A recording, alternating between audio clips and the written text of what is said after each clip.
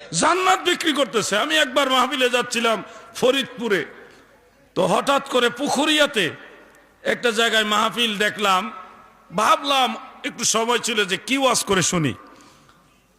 যখন দাঁড়াইলাম তখনই দেখি কালেকশন করতেছে।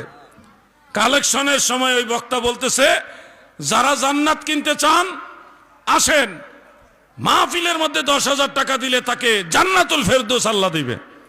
আচ্ছা, 10,000 টাকা মাহফিলে দিলে আল্লাহ তাআলা ওই ব্যক্তিকে জান্নাতুল ফেরদৌস মানে সবচেয়ে বড় জান্নাত এটা দিবে, বক্তা গ্যারান্টি দিতেছে। বক্তা জান্নাতে যাবে এটার গ্যারান্টি কে দিল? কথাটা বুঝতেছেন না আপনারা?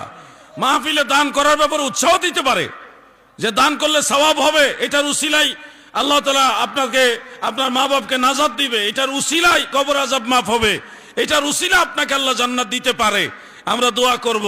এটার উসিলা আপনার কামাই রোজগারে বরকত হবে, আল্লাহ রহমত পাবেন, বরকত পাবেন, ওইটা বলা যায়। কিন্তু জান্নাত ডাইরেক্ট বিক্রি, তাও ছোট জান্নাত না, জান্নাতুল ফেরদৌস বড়টা বিক্রি করে দিতেছে। আর এইভাবে জান্নাত বিক্রি করে করে দলের লোক বাড়ায়। পাবলিক জান্নাতের লুপ পাইলে কি আর হুশ থাকে? ডাইরেক্ট জান্নাতও যাইতে চায়। প্রিয় ভাই আমার, বেজার হবেন না, আমি সঠিক কথা বলি, হক কথা বলি। সবাই হয়তো খুশি হতে পারবেন না, কিন্তু আপনাকে জান্নাতে যাইতে হলে এই জান্নাত কিনে যাওয়ান যাইতো না, একটু কষ্ট করে যাওয়ান লাগবো, কিছু কাজ করে যাওয়ান লাগবো, আমল আখলাক ভালো করা লাগবো। হাসরের ময়দানে এমন বহু লোক আছে, অনেক নেকি আছে কিন্তু গুনাহও তো আছে।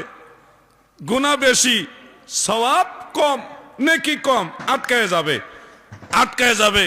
তখন সে জাহান্নামের দিকে বাধ্য হয়ে রওনা দিবে। এমত অবস্থায় আল্লাহর ওলি যারা, মুমিনে কামিল যারা, তাদেরকে আল্লাহ তাআলা বলবে, তোমরা একা একা জান্নাতে যাও না, তোমাদেরকে যারা ভালোবাসতো, তোমরাও যাদেরকে ভালোবাসতে এমন কিছু লোক তোমাদের সাথে জান্নাতে নিয়ে যাও। সুবহানাল্লাহ বলেন। এটা কোরআনের থেকে প্রমাণিত, পবিত্র কোরআনের একাধিক আয়াতে বিষয়টা প্রমাণিত রয়েছে।